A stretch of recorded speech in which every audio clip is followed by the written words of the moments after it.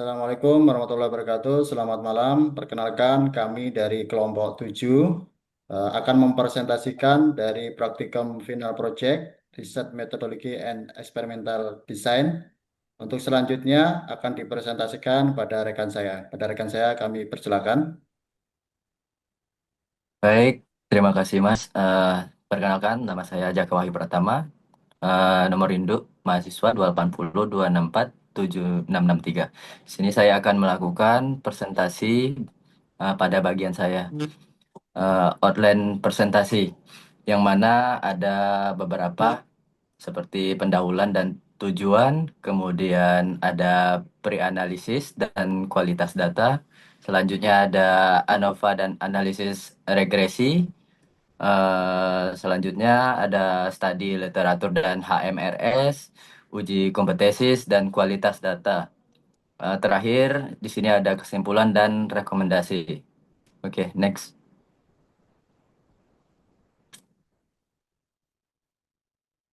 Next, Mbak. Di sini latar belakang dan urgensi penelitian.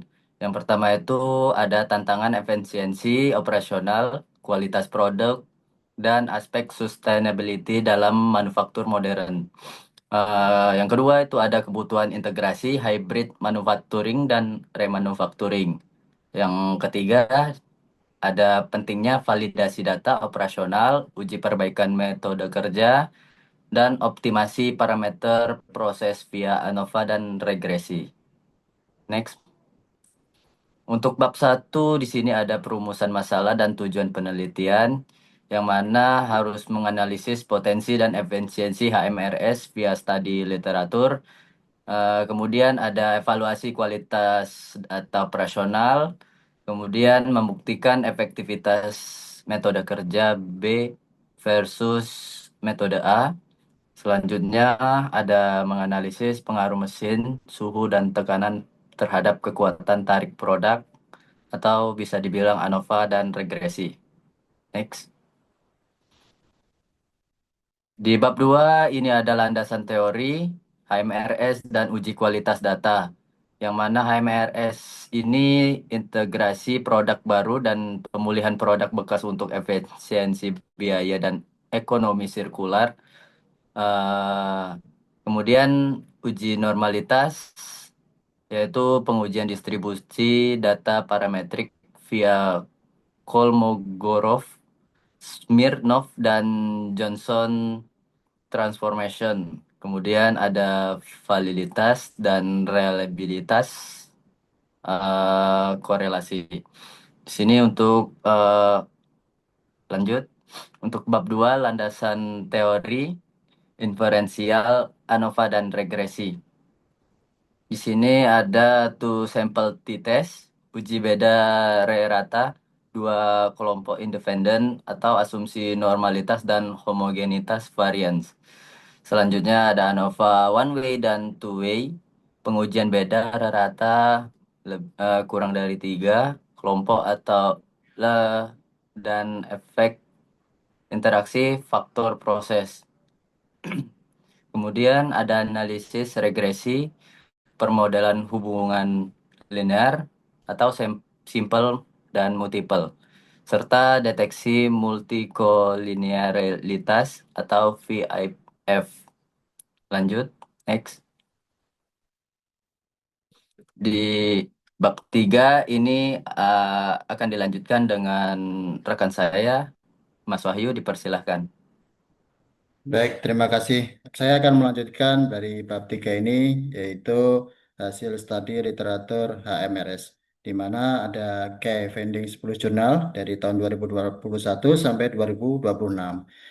Yaitu berarti integrasi remanufaktur menurunkan biaya operasional dan meningkatkan profit hingga 11,18%. Kemudian optimasi modern, itu Logic and Base Vendor Decomposition atau LBBD, dan otomatisasi disassembly sekuensi berbasis simulasi diskrit. Next.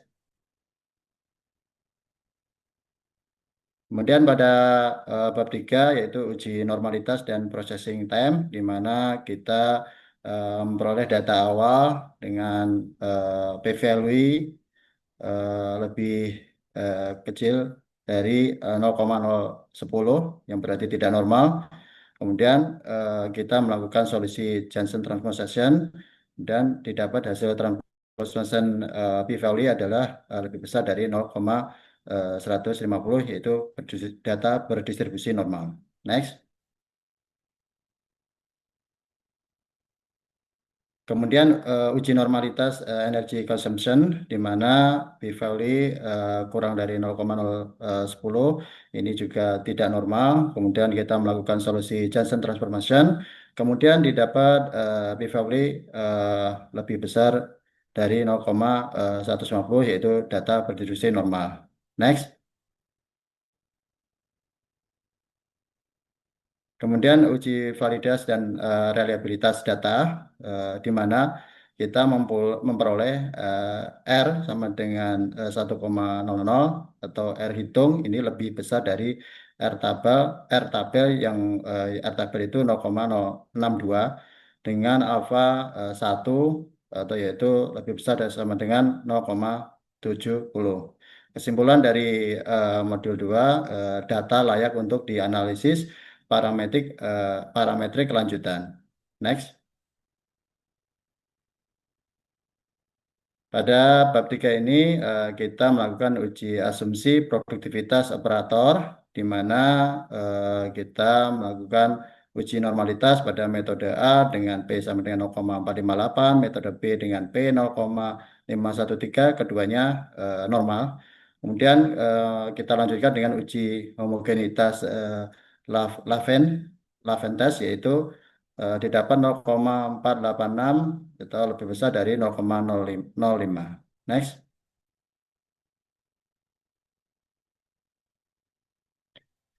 Hasil two sample t-test statistik uji di mana t-value sama dengan min 9,99 dan p-value-nya sama dengan 0,000. Artinya rata-rata produktivitas metode A 49,72 unit per jam, kemudian metode B 55,56 unit per jam. Hipotesis nol ditolak karena metode B signifikan meningkatkan produktivitas sebesar 5,84 unit per jam. Untuk selanjutnya akan disampaikan oleh rekan saya pada Mbak John Valerie Angel, dipersilakan. Oke, terima kasih. Selanjutnya dilakukannya ada one way ANOVA. Dilakukannya one way ANOVA untuk membandingkan kekuatan tarik berdasarkan jenis mesin. Hasil menunjukkan nilai P-value sebesar 0,00 sehingga terdapat perbedaan yang signifikan antara mesin.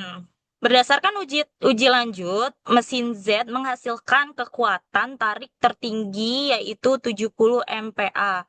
Diikuti mesin Y sebesar 62 MPa dan mesin X sebesar 55 MPa.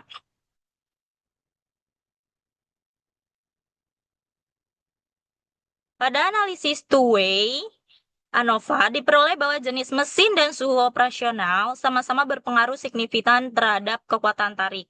Namun, interaksi antara jenis mesin dan suhu tidak memberikan pengaruh yang signifikan. Model yang digunakan juga memiliki tingkat kecocokan yang sangat baik dengan nilai R sebesar 97,04%. Selanjutnya ada simple linear regression atau regenerasi linear sederhana. Analisis regresi sederhana menunjukkan adanya hubungan linear yang kuat antara suhu cetakan dengan kekuatan tarik produk. Setiap kenaikan suhu sebesar 1 derajat Celcius diperkirakan meningkatkan kekuatan tarik sekitar 0,4988 MPa. Hal ini menunjukkan bahwa suhu merupakan salah satu faktor penting dalam proses produksi. Selanjutnya ada multiple linear regression dan multicollinear. Persamaan regresi kekuatan tarik 2,89 sampai 0,300 suhu tambah 1,729. Uji simultan, V-test, P sama dengan 0,00. Pada regresi berganda digunakan dua variabel bebas yaitu suhu dan tekanan. Secara simultan, model dinyatakan signifikan. Namun secara parsial, kedua variabel tidak signifikan karena terjadi multikolineritas yang tinggi, sehingga hubungan antara variabel bebas saling mempengaruhi hasil dari estimasi model.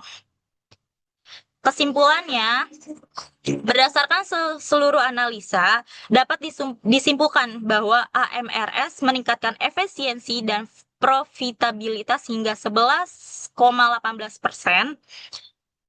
Johnson Transformation sukses menormalkan data dengan validasi dan reliabilitas yang sempurna.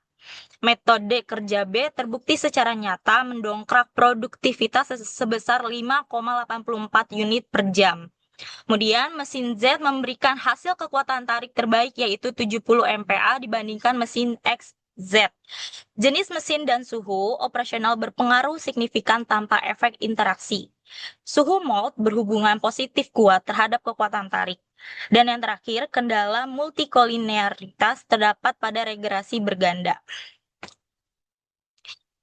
Kemudian ada rekomendasi untuk manajerial dan implikasinya.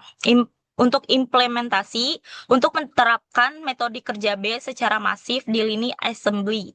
Untuk operasional, untuk diprioritaskan mesin Z dan jaga stabilitas suhu operasional atau cetakan. Untuk riset lanjutan, digunakan Ritschl regression untuk mengatasi multikolineritas pada regresi berganda.